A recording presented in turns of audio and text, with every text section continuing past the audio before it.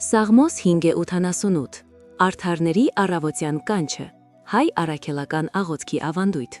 Կա մի պահ, արևածագից շատ առաջ, երբ վաղ առավոտյան լռությունն այնքան խորն է, որ կարող ես լսել քո սրտի բաբախյունը։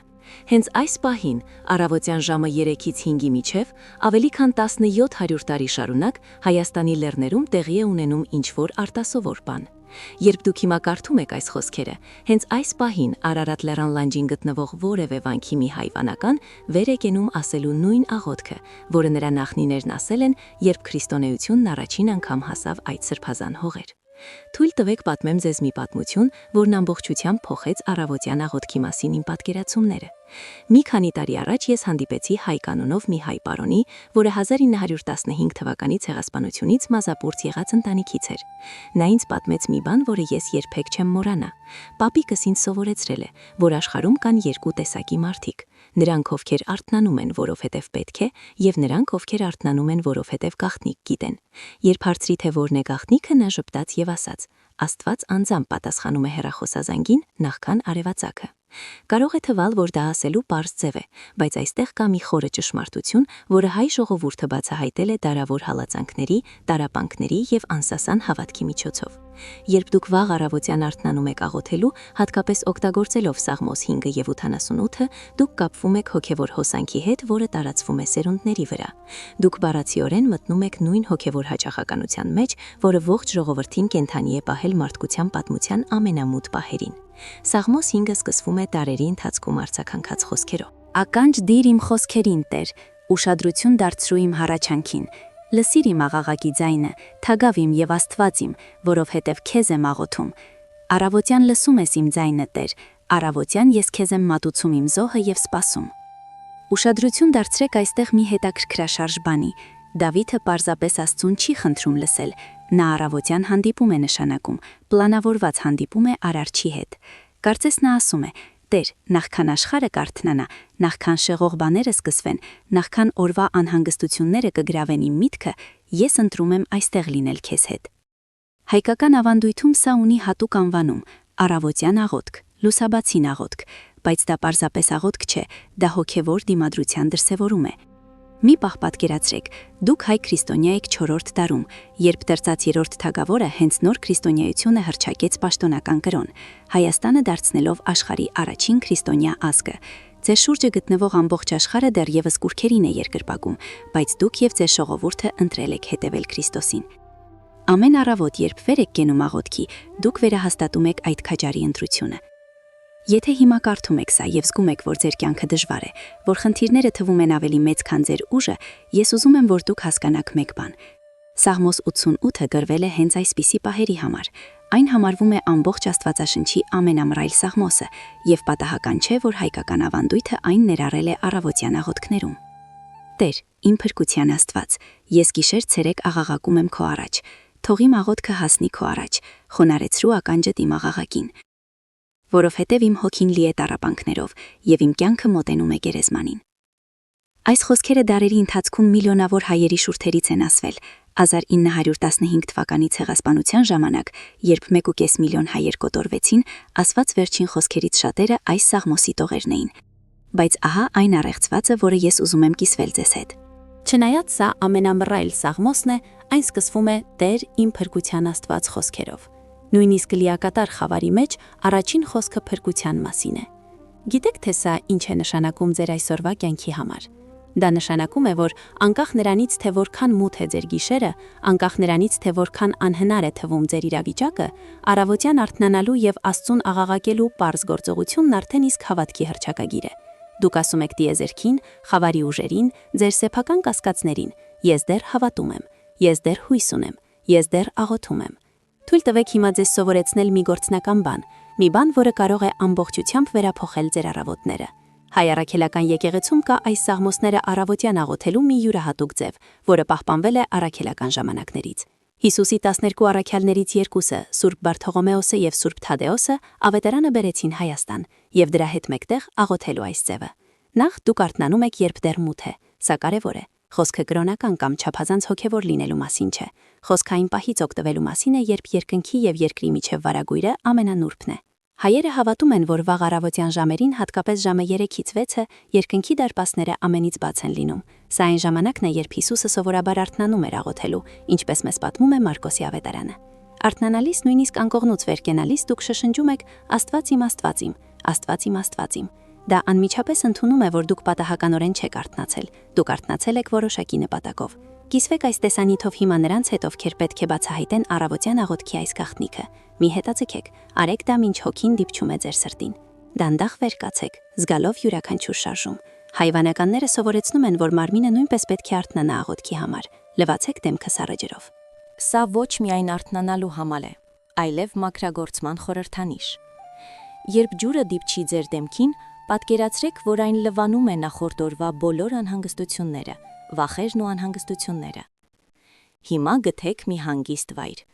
Դա կարող է լինել ձեր սենյակի մի անկյուն, ձեր հյուրասենյակը կամ նույնիսկ ձեր բակը։ Կարևորն այն է, որ դա մի վայր է, որտեղ դուք կարող եք մենակ լինել Աստծո հետ։ Հայերը սա անվանում են աղոթքի տեղ, աղոթքի վայր։ Այն կարիք չունի մանրամասնելու։ Այն կարող է լինել պարզապես հատակին փռված գորգ կամ հատուկ աթոռ։ Կարևոր է հետևողականությունն է։ Ամեն օր նույն վայրը վերադառնալը ստեղծում է հոգևոր մթնոլորտ։ Սկսեք Սաղմոս 5-ից, բայց մի պարզապես կարդացեք այն, հայտարարեք այն, հռչակեք այն։ Թող յուրաքանչյուր խոսք բխի ձեր հոգու խորքից։ Առավոտյան լսում ես իմ ձայնը, Տեր։ Կանգ առեք այս արտահայտության վրա, կրկնեք այն 3 անգամ։ Թող դրա ճշմարտությունը թափանցի ձեր հոգու մեջ։ Աստված լսում է ձեր ձայնը, ոչ թե ձեր հովի ձայնը, ոչ թե ձեր հոգևոր առաջնորդի ձայնը, այլ ձեր ձայնը, անձամբ, անհատապես, մտերիմորեն։ Գիտեք, թե ինչու են շատ մարդիկ հրաժարվում առավոտյան աղոթքից, որովհետև նրանք դա վերաբերվում են որպես կրոնական պարտավորության, այլ ոչ թե սիրային հանդիպման։ Պատկերացրեք, որ հնարավորություն ունեք նախաչաշելու աշխարհի ամենակարևոր մարդու հետ, մեկի հետ, ով կարող է լուծել ձեր բոլոր խնդիրները,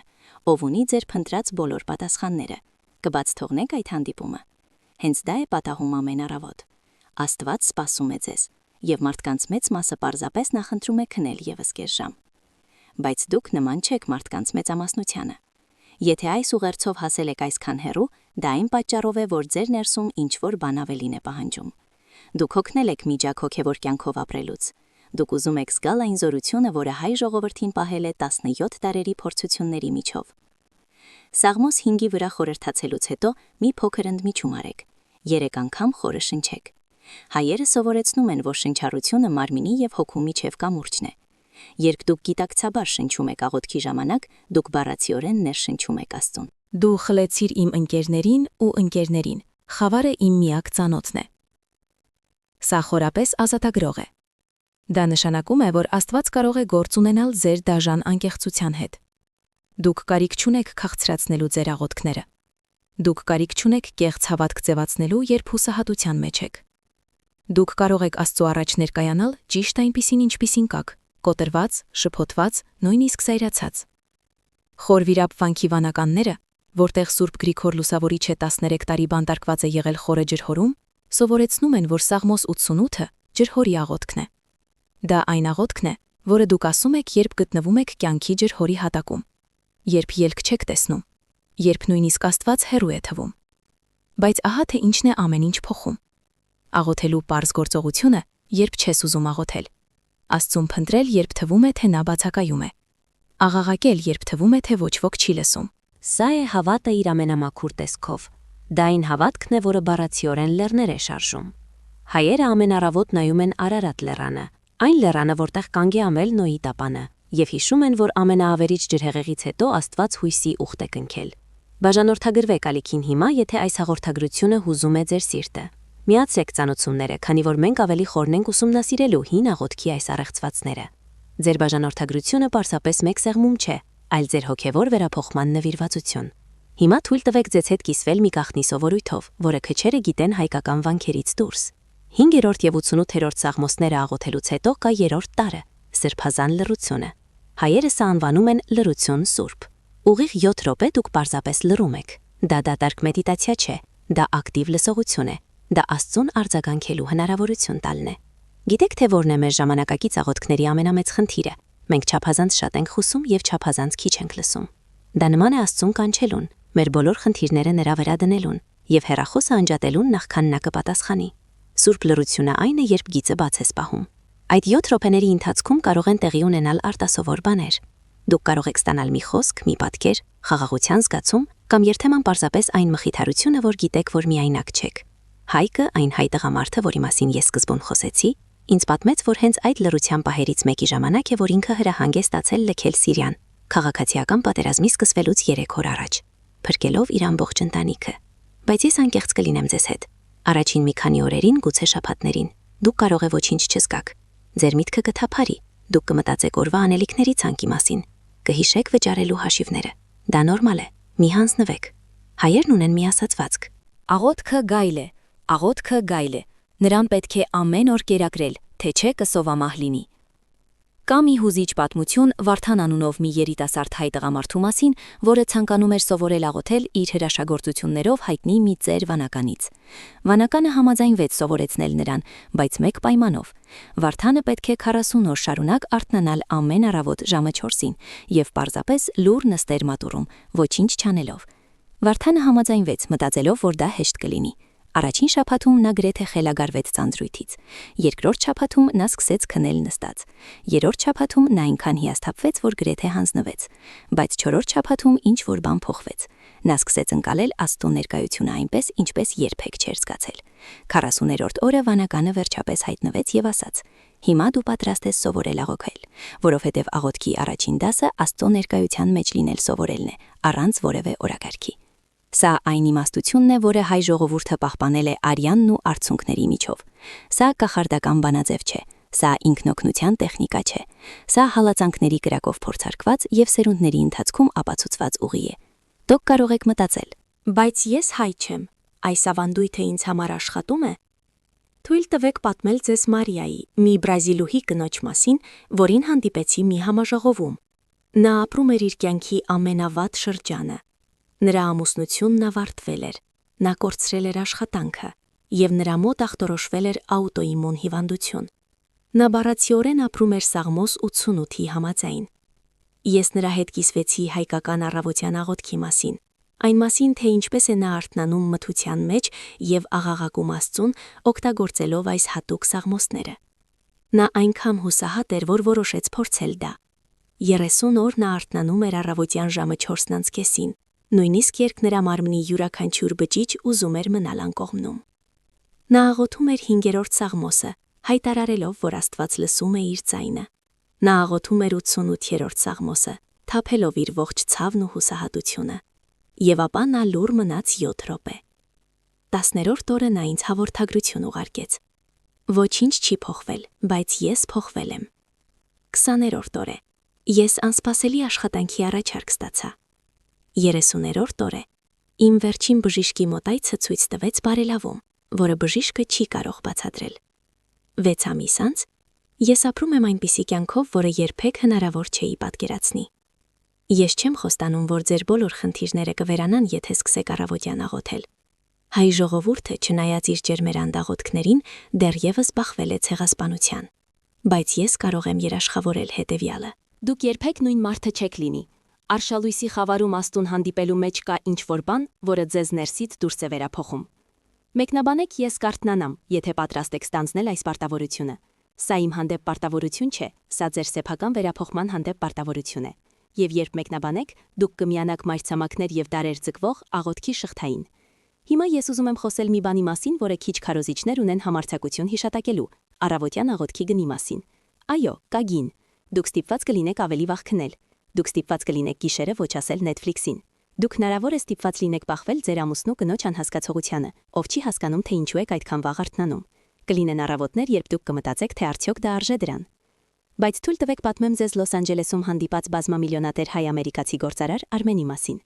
Նա ինձ ասաց. «Ես բիզնես կայսրություն կառուցեցի, բայց իմ ամենամեծ նվաճումը տեղի է ունենում ամեն առավոտ ժամը 4-ին, երբ ծնկի եմ իջնում աղոթելու։ Ամեն ինչ ունեմ գալիս է Աստծո ներկայության այդ ժամերից։ Եթե ես ստիպված լինեի ընտրություն կատարել իմ բախտի եւ առավոտյան աղոթքի ժամանակի միջև, ես առանց վարանելու կընտրեի աղոթքը։ Սա կրոնական մոլերանդություն չէ, սա գործնական իմաստություն է։ Երբ դուք սկսում եք ձեր օրը Աստծո ներկայությամբ, մնացած ամեն ինչ իր տեղն է ընկնում։ Ձեր որոշումներն ավելի པարզ են դառնում, ձեր անհանգստությունը նվազում է, ձեր ստեղծագործակորությունը մեծանում է, Ձեր հարաբերությունները բարելավվում են։ Ինչու՞։ Որովհետև դուք գործում եք հոգևոր լիության դիրքից, այլ ոչ թե հուզական դատարկությունից։ Նյարդաբանները այժմ հաստատում են այն, ինչ հայերը միշտ գիտեին։ Վաղ արթնանալը եւ առավոտյան կանոնավոր ծես ունենալը բարացիորեն վերափոխում է ուղեղը։ Այն նվազեցնում է կորտիզոլը, ստրեսի հորմոն, բարձրացնում սերոտոնինը, երջանկության հորմոն եւ ամրապնդում է նախաճակատային կեղևը, որը պատասխանատու է որոշումների կայացման համար։ Սակայն հայերին գիտությունը պետք չէր սա իմանալու համար։ Նրանք ունեին 17 տարերի պրակտիկայի ապացույցներ։ Հիմա ես կկիսվեմ այս ավանդույթի ամենախորը մասով։ Մի բան, որը սովորաբար սովորեցնում են միայն նրանց, ովքեր լուրջ նվիրվածություն են ցուցաբերել աղոթքի կյանքին։ Բայց ես իմ հոգում զգում եմ, որ սա կարդացող մարդը հուսահատորեն կարիք ունի այս հայտնությանը։ Սաղմոսներ 5 եւ 88-ի սրբազան լռությամբ սովորեցնելուց հետո կա 4-րդ տարրը՝ մարգարեական միջնորդությունը։ Հայերը հավատում են, որ վաղարավոտյան ժամերին Աստված բացահայտում է այն բաները, որոնք շուտով տեղի կունենան։ Սա գուշակություն կամ անորոշ միստիցիզմ չէ, սա բարձրացված հոգևոր զգայունություն է։ Հայոց ցեղասպանության ժամանակ շատ ընտանիքներ փրկվեցին, քանի որ ընտանիքի անդամներից մեկը սովորություն ուներ առավոտյան աղոթք անել եւ հոգևոր նախազգուշացումներ էր ստացել փախչելու համար։ Մի վավերագրված պատմություն ըտմում է Էրզրումում ապրող մի տատիկի մասին, որը առավոտյան ժամը 3-ին արթնացրել է իր ողջ ընտանիքին եւ ասել, որ Աստված աղոթքով իրեն ցույց է տվել, որ նրանք պետք է անհապաղ հեռանան։ Ընտանիքը կարծում էր, որ նա ծերանում է, բայց հարգանքից տրված նրանք հնազանդվեցին։ 3 ժամ անց օսմանյան զորքերը ժամանացին գյուղ եւ կոտորեցին բոլոր նրանց ում գտան։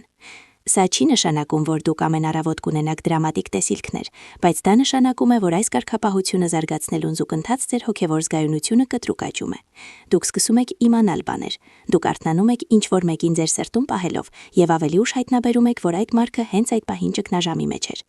Դուք ուժեղ զգացողություն ունեք, որ չպետք է գնաք աշխատանքի որոշակի ճանապարհով, իսկ հետո պարզում եք, որ այդ ճանապարհին լուրջ վթար է տեղի ունեցել։ Սա է այն, ինչ Աստվածաշունչը անվանում է հոգով քայլել, եւ այն զարգանում։ 4-4 Արթնացեք եւ պատրաստվեք։ Լվացեք դեմքը, խմեք մի բաժակ ջուր, գնացեք ձեր աղոթքի վայրը։ 4-4-25 Սաղմոս 5 Սկզբում կարդացեք ամբողջը, ապա վերադարձեք եւ խորհրդացեք յուրաքանչյուր տողի շուրջ։ Բարձրաձայն հայտարարեք այն։ Հայերը հավատում են, որ խոսքը զորություն ունի։ 4-25-ից 4-40 Սաղմոս 88 Եղեք դաժանորեն անկեղծ։ Եթե զայրացած եք, արտահայտեք դա։ Եթե շփոթված եք, խոստովանեք դա։ Եթե հուսահատված եք, գոռացեք։ Աստված կարող է հաղթահարել դա։ 4-40-ից 4-47 Սրբազան լռություն։ Պարզապես շնչեք եւ լսեք, ոչինչ մի ստիպեք, պարզապես ներկա եղեք։ 4-47-ից 50 Միջնորդություն եւ մարգարեական հայտարարություններ։ Աղոթեք ձեր ընտանիքի համար, հռչակեք օրհնություններ ձեր օրվա համար, մարգարեացեք ձեր ապագայի մասին։ 5-ից սկսած ուղիղ եթերում այս լիության վայրից։ Կարող է երկար ժամանակ թվալ, բայց դա ընդամենը 1 ժամ է։ Մի ժամ, որը կարող է փոխել մյուս 23-ը։ Մի ժամ, որը կարող է փոխել քո հավերժությունը։ Հիմա ուզում եմ անդրադառնալ ամենատարածված պատճառաբանություններին, որոնք խանգարում են մարդկանց հաստատել այս սովորությունը։ Ես առավոտյան մարդ չեմ։ Ոչ ոք բնականաբար առավոտյան մարդ չէ։ Դա ընտրություն է, ոչ թե անհատականության գիծ։ Հայերը, ովքեր առավոտյան ժամը 4-ին արթնանում են աղոթելու, գերմարդիկ չեն։ Նրանք սովորական մարդիկ են, ովքեր ինչ-որ արտասովոր բան են հայտնաբերել։ Ես ուշ եմ աշխատում։ Երևանում կար մի հայ հացթուղ, որն աշխատում էր երեկոյան ժամը 10-ից մինչև առավոտյան ժամը 6-ը։ Նա առավոտյան աղոթքն անում էր ժամը 14:00-ին, երբ արթնանում էր։ Սկզբունքն այն է, որ արթնանալ եւ նախ Աստծուն փնտրել, անկախ ժամանակից։ Ես փոքր երեխաներ ունեմ։ Հայ մայրերը ավանդաբար արթնանում էին իրենց երեխաներից 1 ժամ առաջ, անկախ նրանից, թե որքան շուտ էր դա նշանակում։ Նրանք գիտեին, որ պետք է հոգևորապես լի լինեին, նախքան դա իրենց ընտանիքներին տալը։ Ես արդեն փորձել եմ եւ ձախողվել եմ այն պահպանելու համար։ Փորձեք կրկին, եւ կրկին, եւ կրկին։ Հայերն ունեն մի ասացվածք. Կարծր քարի վրա փափուկ ջուրը շարունակում է հարվածել, մինչև որ խոցում է այն։ Համառությունը հաղթահարում է դիմադրությունը։ Եթե մարտահրավեր եք նետում, դրեք հավանում այս տեսանյութը հիմա։ Ձեր հավանումը պարզապես ալգորիթմ չէ, այլ ամենն է այն ամենի, ինչ Աստված ասում է ձեր սրտին։ Եվ պահպանեք այն վաղը առավոտյան կրկին դիտելու համար, երբ զարթուցիչը կհնչի, եւ դուք կցանկանաք նորից քնել։ Աղոթքի մեջ կրկնության մեջ կա ինչ-որ միստիկական բան։ Երբ դուք օրեցօր աղոթում եք սաղմոսներից նույն խոսքերը, ինչ-որ բան սկսում է տեղի ունենալ։ Բառերը դադարում են պարզապես բառեր լինելուց և դառնում են ձեր մի մասը։ Դուք բառացիորեն վերածրագրավորում եք ձեր ենթագիտակցությունը հավերժական ճշմարտություններով։ Հետաքրքիր ուսումնասիրություն է անցկացվել 1988 թվականի երկրաշարժից փրկված հայերի հետ։ Հետազոտողները պարզել են, որ նրանք, ովքեր կանոնավոր առավոտյան աղոթքի պրակտիկա էին անում, զգալիորեն ավելի արագ են ապաքինվել տրավմայից, քան նրանք, ովքեր չէին անում։ Բացատրությունը՝ տարիների ընթացքում առավոտյան աղոթքը ստեղծել էր դիմադրողականության նեյրոնային ուղիներ, որոնք ակտիվացել էին ճգնաժամի պահին։ Սա ինձ հիշեցնում է հայկական ավանդույթի մեկ այլ հզոր կողմ՝ սերնդային աղոթքը։ Երբ դուք առավոտյան աղոթում եք, դուք միայն ինքներդ ձեր համար չեք աղոթում, դուք աղոթում եք ձեր երեխաների, թոռների, ծոռների համար։ Դուք ստեղծում եք հոգևոր ժառանգություն։ Ես գիտեմ հայ ընտանիքներ, որտեղ նույն առավոտյան աղոթքի ժամը պահպանվել է 5, 6, 7 սերունդ։ Պատկերացրեք դրա կուտակված ուժը։ Յուրաքանչյուր սերունդ իր աղոթքները ավելացնում է նախորդներին, ստեղծելով անկասելի հոգևոր թափ։ Դուք կարող եք լինել ձեր ընտանիքում առաջինը, ով կհաստատի այս ժառանգությունը։ 100 տարի անց ձեր ծոռները կարող են գիշերվա կեսին արթնանալ աղոթելու, քանի որ դուք այսօր այս որոշումը կայացրեցիք։ Նրանք կբախվեն այնպիսի մարտահրավերների, որոնք մենք նույնիսկ չենք կարող պատկերացնել, բայց նրանք կունենան այն գաղտնի զենքը, որը դուք նրանց թողել եք՝ առավոտյան աղոթքի սովորությունը։ Հիմա ես ուզում եմ խոսել այն մասին, թե ինչ է պատահում, երբ դուք դադարում եք առավոտյան աղոթելուց։ 20 տարի ես երբեք չեմ բաց թողել առավոտյան աղոթքս։ Հետո փոխեցի աշխատանքս և մտածեցի, որ կարող եմ փոխել իմ ռեժիմը։ 6 ամսվա ընթացքում իմ ամուսնությունը ճգնաժամի մեջ էր, առողջությունս վատ թարացավ և ես լիովին կորցրի նպատակասլացությունս։ Դա պատահական չէր։ Երբ ես լքեցի Աստծո հետ իմ գաղտնի տեղը, կորցրի նաև կյանքիս աղբյուրը։ Նա վերսկսեց մարզումները և նրան 3 ամիս պահանջվեց 6 խաղում կորցրածը վերականգնելու համար։ Սա ևս մեկ դառը ճշմարտություն է։ Ավելի հեշտ է պահպանել թափը, քան վերականգնել այն կորցրածից հետո։ Բայց եթե դուք կարդում եք սա և հասկանում եք, որ կորցրել եք ձեր աղոթքի կյանքը, մի դատապարտեք ինքներդ ձեզ։ Աստծո ողորմածությունը նոր է ամեն առավոտ։ Վաղը առավոտյան կարող եք նորից սկսել։ Սաղմոս 5-ը այնտեղ կլինի, սպասելով ձեզ։ Սաղմոս 88-ը պատրաստ կլինի ընդունելու ձեր ցավը։ Աստված անհամբեր կցանկանա կրկին լսել ձեր ձայնը։ Ես պետք է կիսվեմ այս երկու սաղմոսների առանձնահատուկ զորության մասին, երբ դրանք միասին են աղոթվում։ Սաղմոս 5-ը սպասումի մասին է։ Առավոտյան ես իմ զոհը մատուցում եմ քեզ և սպասում։ Սաղմոս 88-ը հուսահատության մասին է։ Իմ հոգին լի է տառապանքով։ Երբ դուք աղոթում եք երկուսի համար էլ, դուք ընդգրկում եք մարդկային փորձառության ամբողջ սպեկտրը։ Դուք Աստծուն ասում եք. Ես հավատում եմ և կասկածում, ես հույս ունեմ և հուսահատվում եմ, ես վստահում եմ և վախենում եմ։ Եվ Աստված ընդունում է այդ ամենը։ Սա է հայ հավատքի գեղեցկությունը։ Դա ազնիվ, հում, իրական հավատք է։ Դա այն պլաստիկ և մակերեսային հավատքը չէ, որը մենք տեսնում ենք շատ ժամանակակից եկեղեցիներում։ Դարերի տառապանքի միջով հայերը սովորել են, որ Աստված չի վիրավորվում մեր մարդկայնությունից։ Նա ընդունում է այն։ Երբ Հիսուսը լաց էր լինում Գեթսեմանիում, երբ նա արյուն էր քրտնում տանջանքից, նա ցույց էր տալիս, որ նույնիսկ Աստծո որդին 88-րդ սաղմոսը արտահայտել է մարդկային կերպարանքով։ Սա ձեզ ազատություն է տալիս լիովին իսկական լինելու ձեր առավոտյան աղոթքում։ Ձեզ պետք չեն շքեղ բառեր։ Ձեզ պետք չէ կատարյալ աստվածաբանություն։ Դուք պարզապես պետք է ներկայանաք, հետևողականորեն, հավատարմորեն, ամեն օր։ Կիսվեք այս տեսանյութով ձեր սթորիներում հիմա։ Ձեր շրջապատի ինչ-որ մեկը հուսահատորեն կարիք ունի այս հաղորդագրության։ Դա կարող է լինել դեպրեսիայով տառապող ընկերը, հավատը կորցրած զարմիկը, պատասխաններ փնտրող գործընկերը։ Ձեր կիսվելը կարող է դառնալ մեկի կյանքի փոխակերպման կատալիզատոր։ Հիմա ես ձեզ պատմելու եմ մի քիչ հայտնի սովորույթի մասին, որը կոչվում է խաչքարի աղոթք, քարե խաչի աղոթքը։ Հայերը դարեր շարունակ քարից զարդարուն խաչեր են փորագրել, և յուրաքանչյուրը պատմում է հավատքի մասին։ Առավոտյան աղոթքի ժամանակ շատ հայերը պատկերացնում կամ նայում են խաչքարին, հիշելով, որ իրենց հավատքը փորագրված է քարի վրա, այլ ոչ թե կառուցված ավազի վրա։ Դուք կարող եք սա հարմարեցնել առավոտյան աղոթքի համար տեսողական խորհրդանիշ ընտրելով։ Խաչ, մոմ, ընտանեկան լուսանկար։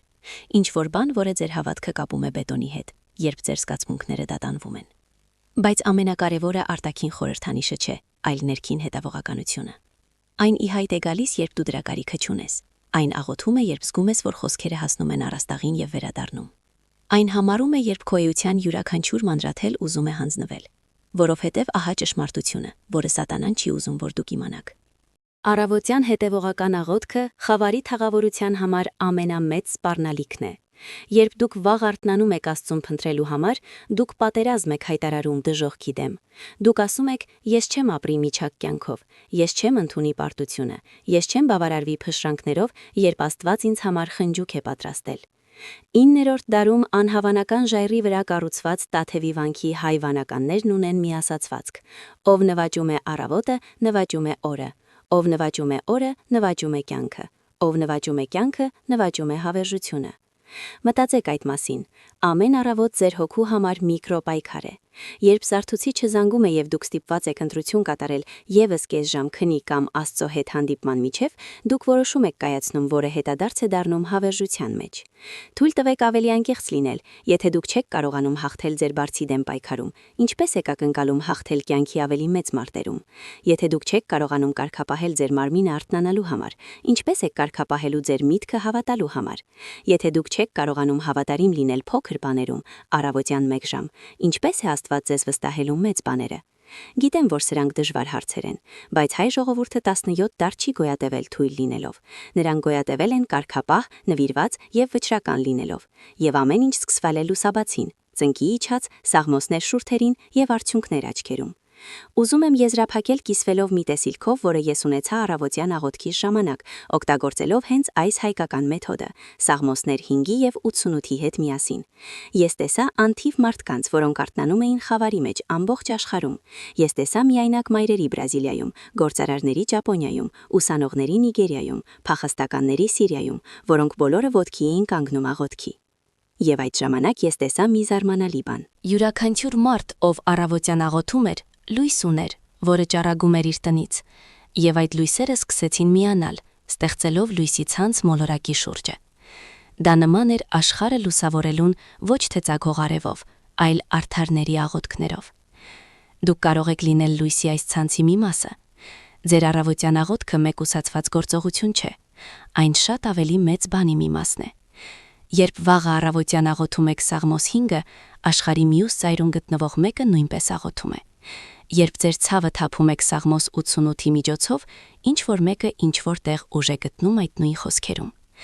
Սա սրբերի հաղորդությունն է, որի մասին խոսվում է Հավատո գրքում։ Խոսքը միայն նրանց մասին չէ, ովքեր արդեն մահացել են։ Խոսքը կենդանի մնացածների մասին է, ովքեր ընտրում են ապրել նվիրաբերված կյանքով։ Եվ ամեն ինչ սկսվում է վաղ առավոտյան, երբ ձեր Զարթուցիչը կզանգահարի։ Այսպիսով, որն է լինելու ձեր որոշումը։ Կշարունակեք սեղմել քնեցնելու կոճակը ձեր հոգևոր կյանքում,